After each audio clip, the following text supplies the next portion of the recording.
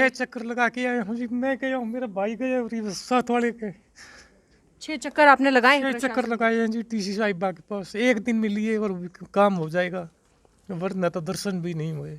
दर्शन भी नहीं देती नहीं, हैं। हमारी एफडी ग्राम पंचायत के एफडी के पैसे पड़े हैं, वो भी नहीं तोड़ने लग रही।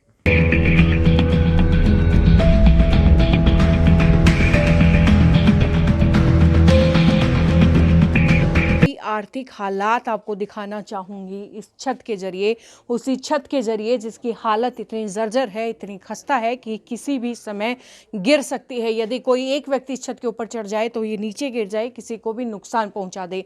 ये हाल है उनके घर के। हमारी फैमिली वाले मेंबर 6 बार जा चुके हैं, सरपंच साहब भी जा चुके हैं। हमारे दादाजी की तबीयत बहुत ज़्यादा खराब होने के बावजूद भी वो खुद गए हैं वहाँ पर, लेकिन मैडम 6 बार में से सिर्फ 1 बार मिली है और 5 बार मिली भी नहीं है जी। और ना उन्होंने फ़ोन पे बात की है कभी। ठीक है। और बहुत बार उन्हें कहा है कि आप ये फंड दे दो क्योंकि स्मारक का काम शुरू करना है। बिल्कुल भी अब तक वहाँ पर एक भी काम नहीं शुरू हुआ, एक ईंट भी नहीं लगी है मैडम। 2 महीने से ज़्यादा हो चुके हैं। तो क्या कर रही है डीसी मैडम? जी बिल्कुल। उनका ये कोई हक नहीं है उनका ये फाइल रोकने का। जी बल्कि मेरे को शर्म आती है कि डीसी मैडम पे उनकी ये पावर है क्या? ये पावर है क्या उनकी? क्या वो शहीद की एक फाइल रोक ले? ऐसा प्रशासन मैडम कभी नहीं देखा। नमस्कार, मैं हूं अंकिता सिंह और आप देख रहे हैं सिटी बिग न्यूज़। शहीद सतपाल भाकर, ये नाम तो शायद आपको याद ही होगा। ये वही नाम है जिसे कुछ 2 महीने पहले के करीब हर जुबान पे ये नाम था। हर कोई कह रहा था कि शहीद सतपाल भाकर अमर रहे, अमर रहे। खैर, शहीद तो अमर हो गए, लेकिन उनके परिवार का क्या हुआ? क्या किसी ने जानने की कोशिश की? क्या किसी ने पूछा कि उनके परिवार का क्या हाल है? बिना अपने बेटे के अब उनके माँ बाप कैसे अपना जीवन गुजर बसर कर रहे हैं? ये सब बातें जानने के लिए पहुंची आज शहीद सतपाल भाकर के घर पर। यहाँ पर आई और आसपास के लोगों से बातचीत की तो मन व्यथित हो उठा इनकी बातें सुन करके। क्योंकि जब हम यहाँ पर पहुँचे थे तो उस दिन बड़े से बड़ा मंत्री, यहाँ तक कि डिप्टी सीएम भी जो है शहीद सतपाल भाकर के घर पर पहुँचे थे और आश्वासन दिया था कि क्या हुआ कि उनका एक बेटा गुजर गया है, मगर अभी बहुत सारे बेटे उनके यहीं उनकी सहायता के लिए खड़े हैं। क्या वाकई में ही जो ये बड़े बड़े मंत्री हैं या बड़े बड़े लोग हैं उनके बेटे का फ़र्ज़ अदा कर पाए? मुझे तो ऐसा कुछ नहीं लगा और ऐसा मैं कहने के लिए मजबूर हूँ इस परिवार की बातें सुन करके। तो चलिए, सबसे पहले मैं आपको शहीद सतपाल भाकर की धर्मपत्नी से, उनकी बेटियों से और उनकी माँ से मिलवा देती हूँ कि आखिरकार उनका उस प्रशासन के लिए क्या कहना है जो एकदम से तो इनके घर पर आकर के मुदा हो गया था और आज इनकी सुध तक भी नहीं ले रहा है। माता जी, आपके बेटे को गुजरे हुए 2 महीने हो गए हैं। उस दिन बहुत सारे लोगों ने वायदे किए थे कि हम आपका बेटा बनेंगे, हम आपकी जिम्मेदारियां उठाएंगे। जरूर कर दिया, फिर कोई छाता नहीं दी है। कह के चले गए। हाँ, कह चल गई। मेरी बहू के लिए छाता दी, पोतियों के लिए कोई छाता नहीं दी है। ठीक है। हाँ, उन्होंने मेरा बेटा उन्होंने कोई उधार को नहीं हमारा। हाँ, आगे अब क्या करेंगे? किस तरीके से जिंदगी गुजारेंगे? काशे गुजारा भी कोई नहीं छाता हमारी दी। कोई साथ नहीं। कोई साथ नहीं है। उनकी धर्मपत्नी से भी बात मैं आपके करवा देती हूँ। मैम, इतनी बड़ी ज़िंदगी आपके सामने अभी पड़ी है, फ़िलहाल कैसे गुजारेंगे? क्या आपका जो है आर्थिक व्यवस्था किस तरीके से अपनी सुधारेंगे? क्या बताएंगे जी, कुछ जाने का जरिया ही नहीं है। कोई जरिया या सरकार कोई सहायता सहयोग करे तो फिर भी कुछ सोचते, क्या सोचे, कुछ सहयोग भी नहीं दिया सरकार ने। आमदनी का कोई जरिया नहीं है, कोई जरिया नहीं है। जमीन की अगर बात करूं तो कितनी आती है सतपाल जी के हिस्से में? 1 किला है जी। 1 किला है। 1 किले ज़मीन में क्या तो आमदनी कर सकते हैं? किस तरीके से अपने बच्चों का गुजारा करेंगी? ये सरकारी नौकरी के लिए उस समय वायदे किए गए थे सरकार की तरफ से कि आपको दिलाई जाएगी। सब वादे कह के गए थे जी, पैसे देंगे, सहयोग देंगे, नौकरी दिलाएंगे। कुछ नहीं किया जी अभी तक। 2 महीने हो चुके हैं। तो सुना आपने कि किस तरीके से सहायता के नाम पर सिर्फ आश्वासन से ही शहीद के पूरे परिवार का पेट भर दिया गया है और उससे ज़्यादा उनकी कोई भी सहायता नहीं की गई है। खैर, ये कहना सिर्फ शहीद सतपाल सिंह भाकर के परिवार वालों का नहीं है, बल्कि उनके आसपास के लोगों का भी है। यहाँ उनके पूरे कुनबे के और आसपास रहने वाले लोग भी बैठे हुए हैं। तो इनसे भी चलिए जान लेते हैं कि आखिरकार क्या क्या वायदे उस समय फिलहाल के प्रशासन द्वारा किए गए थे, मंत्रियों द्वारा किए गए थे, बड़े बड़े लोगों द्वारा किए गए थे और आज उन वायदों की ज़मीनी हकीकत क्या है। तो फिलहाल मेरे पास वो बुजुर्ग पिता हैं जिन्होंने अपना बेटा खोया है, अपने बुढ़ापे का इकलौता सहारा खोया है। ताऊ जी, इतने सारे वायदे प्रशासन की तरफ से किए गए, कितने पूरे हुए? एक भी नहीं है जी। एक भी नहीं हुआ। जी, क्या क्या वायदे उस समय आपसे किए गए थे, जानना चाहूँगी। ये जी सब बड़े भाई सबसे पूछ लिया होगा। जी जी। तो ये पिता हैं जो शायद बोल नहीं पाएंगे, उनके ताऊ जी से मैं आपकी एक बार बात करवा देती हूँ। ताऊ जी, क्या क्या वायदे उस समय आप लोगों से किए गए थे, एक बार गिनती से जानना चाहूँगी। वायदे तो ये किए गए थे जी, भी चलो वो आर्मी में था, नौकरी की जगह हम भी चलो सेंटर में नौकरी ना मिले तो नौकरी हम अब अडोप्ट कर लेंगे, और अनूप जी आएंगे वो आपका सारा काम करके जाएंगे। जी, ऐसा किसने कहा था? डिप्टी सीएम साहब ने कहा था जी। डिप्टी सीएम यानी कि दुष्यंत चौटाला जी ने कहा था। जी, हाँ जी। ठीक है। तो कितनी सहायता की फिर अनूप धानक जी ने? यहाँ बता दूं कि अनूप धानक जी जो कि इस इलाके के मंत्री भी हैं। हाँ जी, उन्होंने 40,000 का चेक थमाया है जी 4 दिन पहले, और वो भी मात्र 40,000 रुपए का। मात्र 40,000, और उनका भाई लेके आया है, वो भी खुद नहीं आए। ठीक है, तो आप लोगों को नहीं लगता है कि ये तो शायद परिवार के साथ मजाक कर दिया गया है कि केवल 40,000 रुपए की सहायता? मजाक है जी, हमारा बेटा शहीद हुआ है, शहीद स्मारक के लिए एफडी नहीं तोड़ी जा रही है जी, एफडी के लिए भी आप लोगों को चक्कर निकालने पड़ रहे 6 हैं। चक्कर लगा के आया हूँ जी, मैं गया हूँ, मेरा भाई गया, और ये साथ वाले के 6 चक्कर आपने लगाए हैं 6 प्रशासन चक्कर लगाए हैं जी टीसी साहिबा के पास। एक दिन मिलिए और काम हो जाएगा, वरना तो दर्शन भी नहीं हुए। को। दर्शन भी नहीं देती नहीं, हैं। हमारी एफडी ग्राम पंचायत के एफडी के पैसे पड़े हैं, वो भी नहीं तोड़ने लग रही। और ये देखिए कि भावुक हो गए हैं यहाँ पर लड़के के ताऊ जी, जो कि बार बार चक्कर लगा रहे हैं प्रशासन के, और प्रशासन है कि टस से मस होने को तैयार नहीं है। हिसार की डीसी साहिबा प्रियंका सोनी जी, डॉक्टर प्रियंका सोनी, जो कि केवल एक बार मिली हैं और 6 बार ये लोग जा चुके हैं, 5 बार खाली जा कर के वापस आ चुके हैं। ये हाल हैं इस परिवार के जिन्होंने अपना बेटा खोया है इस देश के लिए, और इसी देश का प्रशासन उनके साथ कुछ इस तरीके से अब व्यवहार कर रहा है।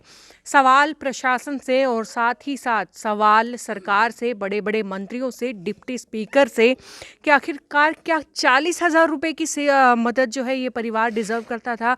क्या एक बेटे की कीमत केवल 40,000 रुपये है? क्यों इन लोगों की सहायता नहीं की गई? क्यों एक बार वायदे करके इन लोगों को यूं ही फिर बाद में परेशान होने के लिए छोड़ दिया गया? क्या ऐसी ही हालत हमारे शहीदों की होती रही, उनके परिवार वालों की होती रही, तो क्या आगे कोई माँ या बाप इस बात की हिम्मत कर पाएगा कि अपने इकलौते के बेटे को वो देश की सेवा में लगा दे? मुझे ऐसा बिल्कुल भी नहीं लगता है कि अगर ऐसा ही व्यवहार हमारे देश के शहीदों के परिवार वालों के साथ होता रहा तो आगे कोई भी इतनी हिम्मत कर पाएगा। खैर, पड़ोसियों से भी यहाँ पर मैं आपकी बात करवा देती हूँ और उसके बाद सरपंच साहब से भी आपकी बात करवाऊंगी। ये सतपाल जी के चाचा हैं। तो चाचा जी, इतने सारे चक्कर आप लगा के आए हैं डीसी के, क्या कहना चाहेंगे? अब उनके लिए परेशान हो चुके होंगे शायद। वो काफ़ी परेशान है जी। हम तो यही कहेंगे भाई हमारे शहीद के परिवार के लिए या उसके स्मारक के लिए वो कम से कम काम बने हमारा, और परिवार की सहायता हो जाए, पिता की सहायता हो जाए, माँ बाप की सहायता हो, पत्नी की सहायता हो जाए। बिल्कुल। और जो इसका स्मारक बनाने के लिए जो एफडी बनाई हुई है वो एफडी तोड़ के काम रुक रहा है जी। तो सर, आप लोग आसपास में रहते हैं, कितने लोग आते हैं इनकी मदद करने के लिए यहाँ पर? हम यहाँ 8-10 आदमी हैं जी। 16/8/2020 और आज 23/10/2020 तक हम 10 ही आदमी यहाँ कंटिन्यू रहते हैं। आप लोग 10 ही लोग हैं जो यहाँ पर लगातार बने हुए हैं। सरपंच साहब भी यहाँ पर मदद करते डेली हैं आते हैं जी। सर, जिस तरीके से उस दिन यहाँ पर भीड़ थी और आज जिस तरीके से सन्नाटा यहाँ पर छाया हुआ है, क्या कहना चाहेंगे हमारे प्रशासन के लिए? सर, प्रशासन तो आपने बता दिया, आपको दिखाई दिया, लेकिन अब जो आसपास के लोग हैं वो ही थोड़े मदद कर रहे हैं, सरपंच साहब मदद कर रहे हैं जी। और बाकी कोई नहीं आ रहा है, प्रशासन की तरफ से कोई आदमी नहीं आ रहा है। और जो कि आना चाहिए था, उनको संभालना चाहिए था दोबारा, लेकिन अभी तक कोई संभाल नहीं हो रही है। हम 5-6 बार डीसी साहब के पास जाए स्मारक के लिए, ठीक है। क्योंकि पंचायत ने हमें जगह दी है पार्क के लिए बनाने के लिए, और 10 लाख रुपए अनूप धानक ने ये मंजूर करके गए, हम दे देंगे। आज तक 1.5 महीना होगा सर, वो उसके भी पैसे अभी तक नहीं आए हैं। ठीक है। और डीसी साहिबा एक बार मिली हमें, उन्होंने बोला कि आपका काम हो जाएगा। आज 15 दिन हो गए जी, वो काम बिल्कुल अभी तक नहीं हुआ है जी। और वो मिलती भी नहीं है। तो क्या बताइए, अब सरकार की मर्जी है, उनके पास में कैसे क्या कर्मचारी क्या करें क्या नहीं करें। ये प्रशासन बिल्कुल नकमा नकारा है जी हमारी नज़र में। बिल्कुल। ताऊ जी, एक सवाल है, थोड़ा सा बुरा है मगर फिर भी पूछना चाहूंगी कि आस पड़ोस के लोग हैं, कितने दिन अपना काम छोड़ छोड़ करके परिवार की सहायता के लिए आगे आते रहेंगे? हम ही 15-20 जने यहाँ सरपंच है और हम तो यहीं रहा जी।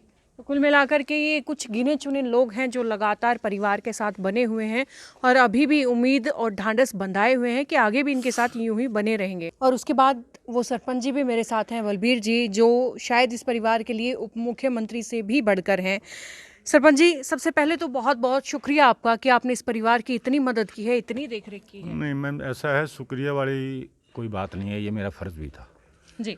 ये लड़का बलवान का न होकर के, अग्रवा का न होकर के हिंदुस्तान की देश की सेवा के लिए जो है ना शहीद हुआ है। एक सवाल मैं आपसे पूछना चाहूँगी, जितनी सहायता आपने की, क्या उसमें से सरकार ने योगदान किया? क्या सरकार ने उस ग्रांट के पैसे आपको दिए? नहीं जी, कोई not even a single penny was provided by government और एनी अदर इंस्टीट्यूशन। ठीक है।